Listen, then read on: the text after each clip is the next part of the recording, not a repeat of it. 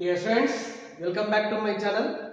In this class, let us discuss the synopsis part of the second chapter, that is electrostatic potential and capacitance. Okay, so I am going to split this concept into two parts.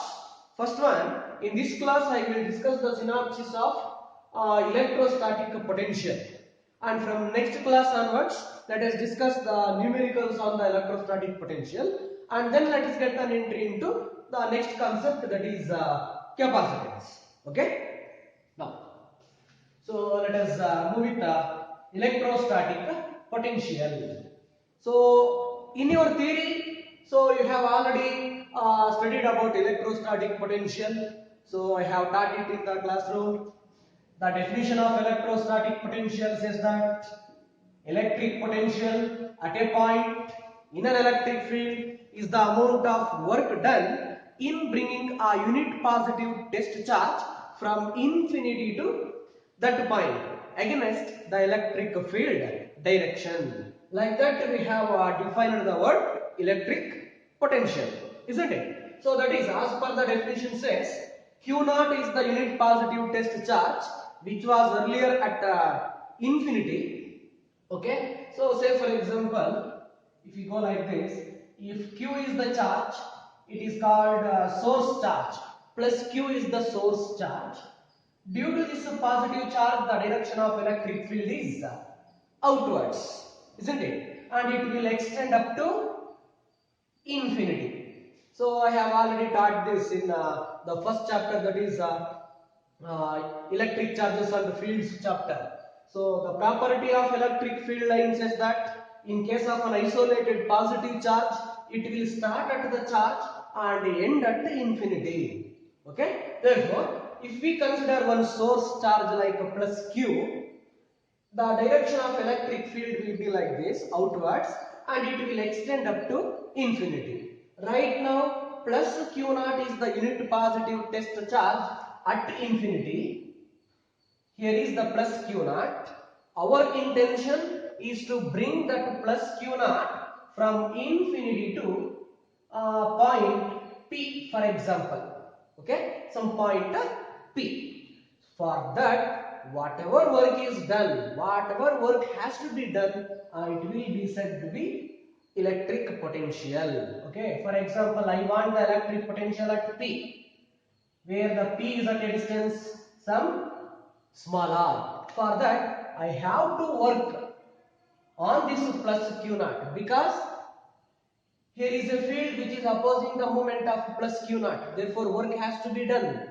So you might have studied in your class 11, that is motion in a straight line chapter. In case of freely falling body, for a freely falling body, work done is 0 actually. Similarly, for an object thrown upwards only, we discuss about the concept of work done, because here no need to do work. Gravity alone will do the work, isn't it? But while lifting the object towards up, we are doing the work against the gravity. So the concept of work done comes into picture whenever we move an object in the direction opposite to the direction of electric field here. There, acceleration due to gravity direction, which is also called as gravitational field.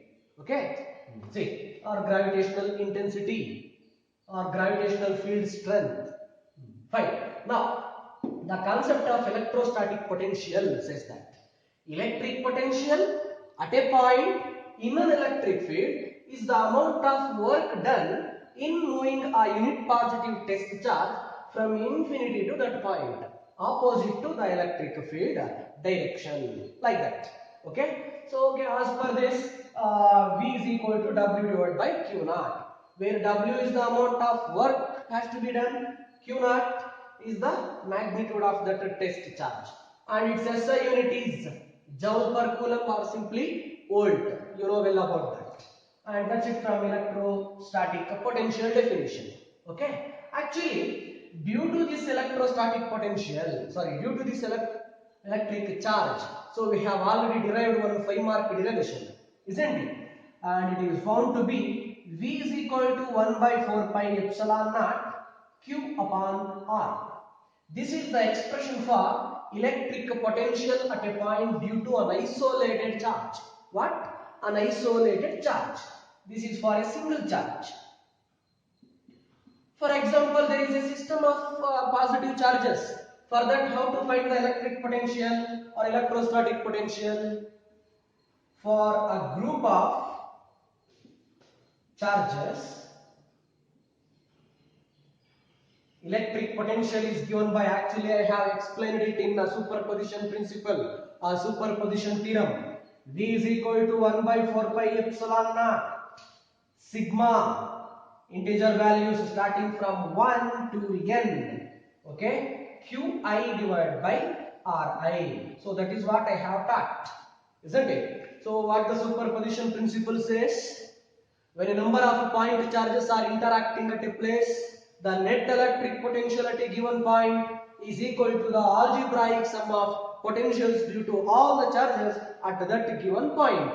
Okay, so this is the statement of superposition principle based on the electric potential says. Okay, now, so this is for a group of charges. Now, how about in case of what, an electric dipole? In case of an electric dipole, what is an electric dipole?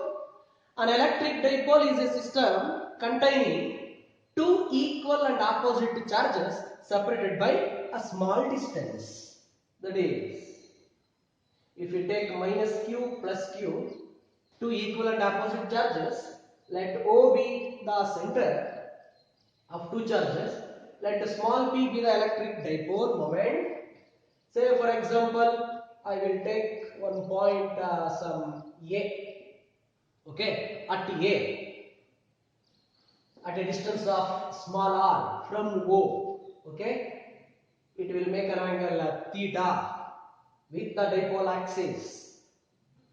The distance between the center and any one of the charges is A, therefore the total distance between two charges in an electric dipole is 2A, okay. So this point lies neither on the axial line nor on the equatorial line. See, this is the axial line and this is the equatorial line. For such point, we have already derived one 5-mark derivation. It is given by electric potential at A is V is equal to 1 by 4 pi epsilon naught P cos theta divided by R square minus A square cos square theta.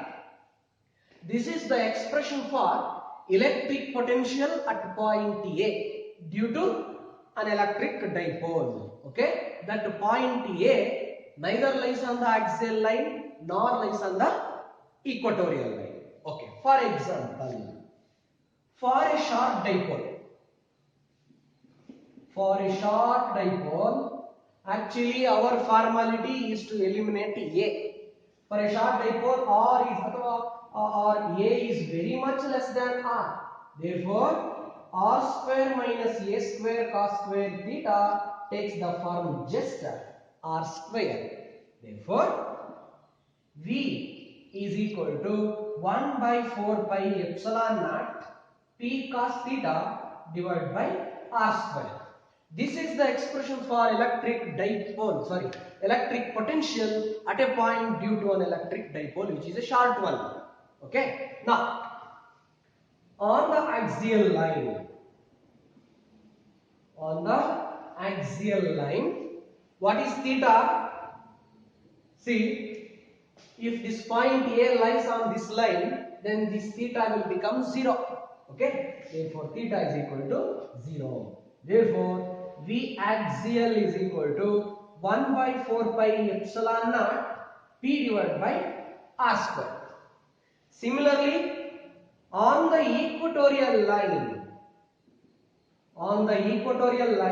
theta is equal to 90 degree. Take a look. If this line lies like this, then it would be 90 degree. Therefore, cos 90 is 0. Then V equatorial is equal to 0. Please remember that point. Very important point. On the axial line, electric potential due to an electric dipole is given by 1 by 4 pi epsilon naught p cos theta over r square. Whereas on the equatorial line, it reduces to 0. Okay. Next.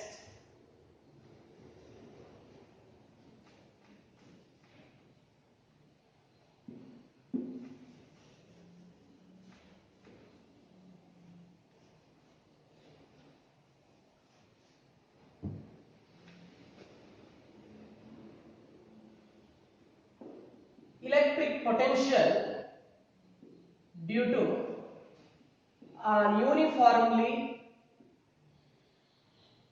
charged spherical shell. Okay, let us consider an uniformly charged spherical shell like this. Shell is nothing but a hollow sphere. Here the conducting shell. Now let O be the center of the shell. Let capital R be the radius of the shell.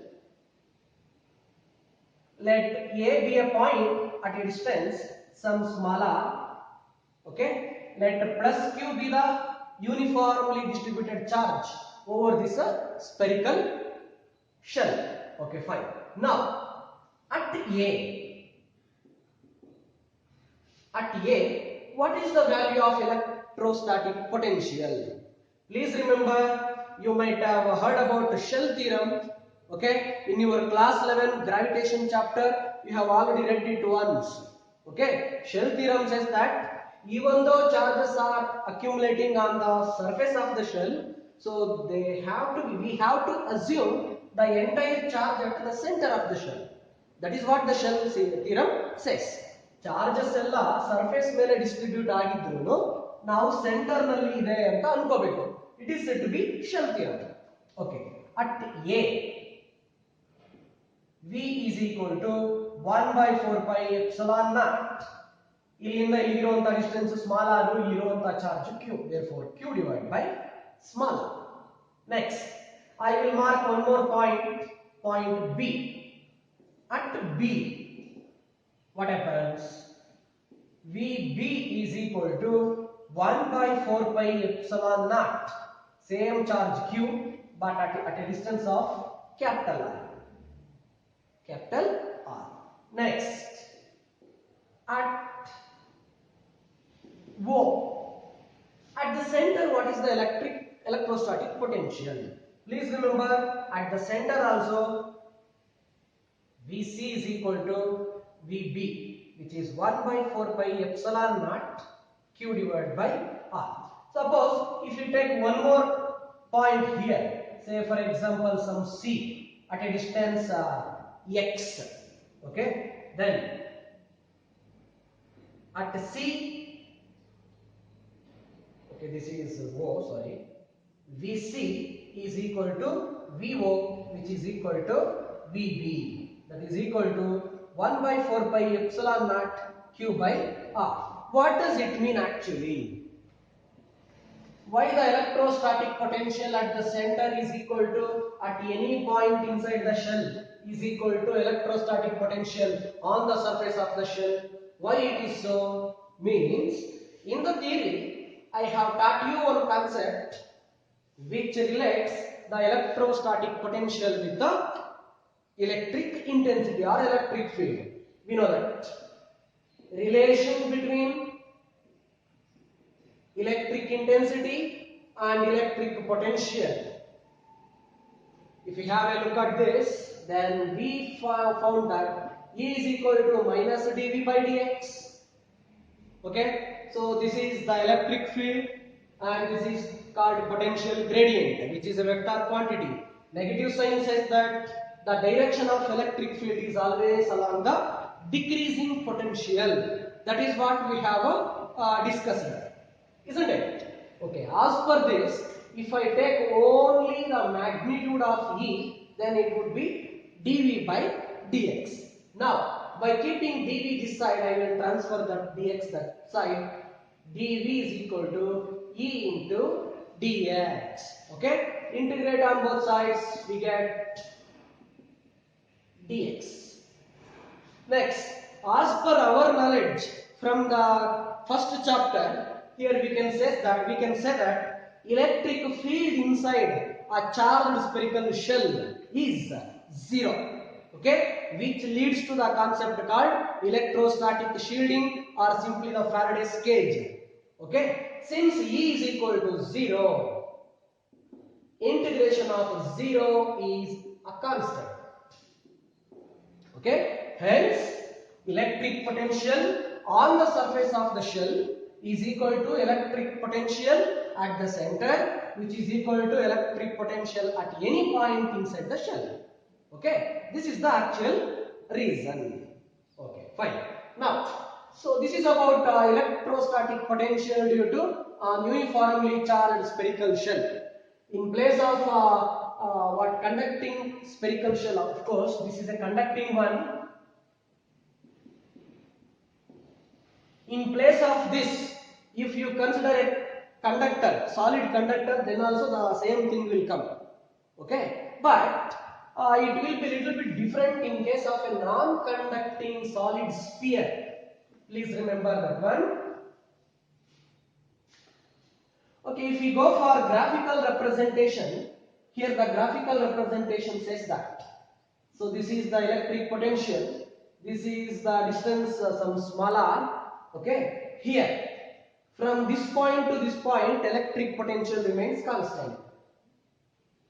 And this point is called capital R. Let it be center O. Afterwards, it will decrease like this, rectangular hyperbola, because of this inversely proportional. Next, electrostatic potential due to a charged solid sphere, which is a non-conducting one. Non-conducting. For this, what is the case? I will take the same diagram. Okay,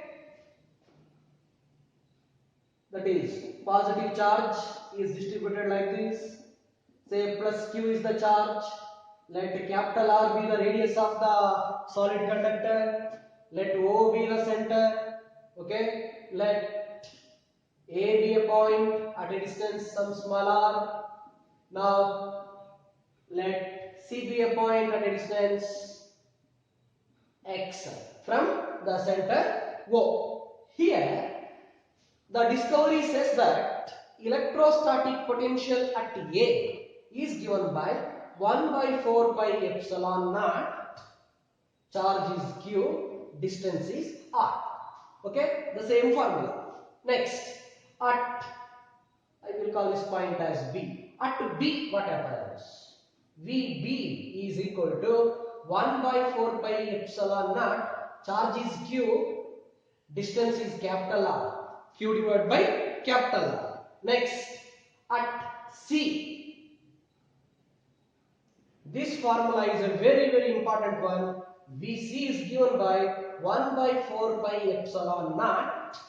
The charge is Q only, divided by 2r cube into 3r square minus x square. Please remember this formula. Okay, so electrostatic potential at C, it means at a point which lies inside the solid sphere, is given by 1 by 4 pi epsilon naught Q by 2r cube into 3r square minus x square. We don't need the derivation part here. Next, at O, what happens? At the center, the distance x will become 0. Okay, once the x becomes 0, the formula turns out to be 1 by 4 pi epsilon naught Q into 3r square divided by 2r cube. If we cancel r square with cube, then what you get here is VO is equal to 1 by 4 pi epsilon naught 3q divided by 2r. This is the expression for electrostatic potential at a point inside the solid non-conducting sphere. Okay, so which is a charged one. Please remember this formulae. Without these formulae, so you can't solve the problem. Okay, in physics, as you know well about so our numericals. Okay, next.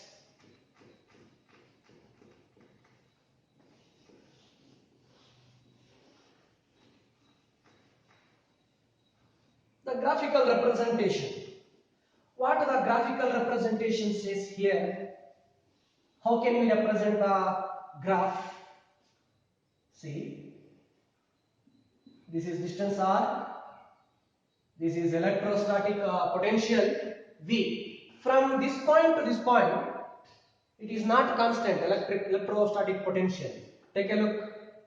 As this equation says, as x increases, Vc decreases. Therefore, first it will decrease like this because Vc is inversely proportional to x square. Okay. Next, this point is some capital R. This is the center O. So next, now onwards, V varies with R inversely like this.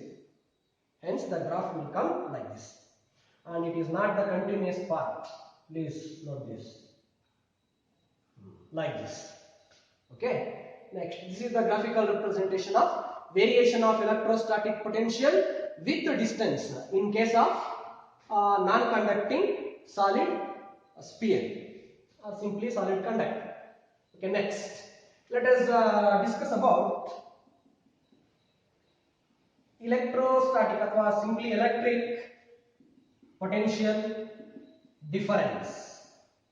What is electric potential difference?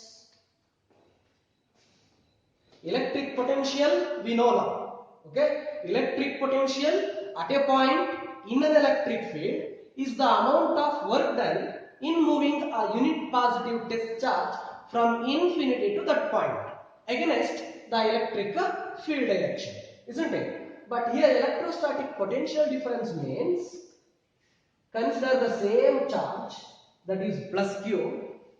Due to the plus Q, the direction of electric field is outwards and it will extend up to infinity. Now here you mark 2 points, some A and B. Okay, now work done to move that plus Q naught from infinity to B is lesser compared to work done to move the same charge at to the point A.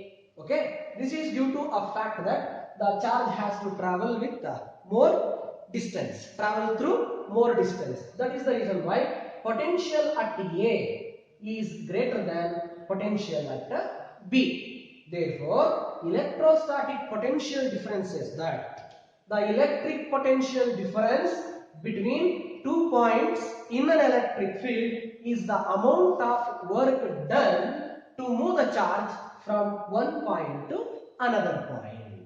Okay, here, so actually based on the concept of electric potential, we have already brought the charge plus Q naught from infinity to B. Hence the potential here is B. Similarly, separately we have brought the same charge to A, means it is VA. Therefore, VA is greater than VB. Now we say that delta V is equal to W divided by Q naught. You can also take the delta here. Okay, here delta V means VA minus VB.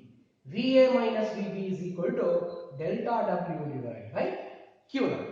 Like that. So this is the concept of electric potential difference. Okay. Anyhow, in the next class, so I am going to discuss about 3 more concepts. That is concept of null potential points, concept of equipotential surfaces, and the concept of, so suppose when n identical charged water drops are combined to give a single big water drop. Okay, so what happens to the charge of the big drop compared to the smaller drop? What is the radius of the big drop compared to the smaller drop? What is the electric potential? What is electrostatic potential energy? So and all, let us discuss in the next class. Thank you for watching.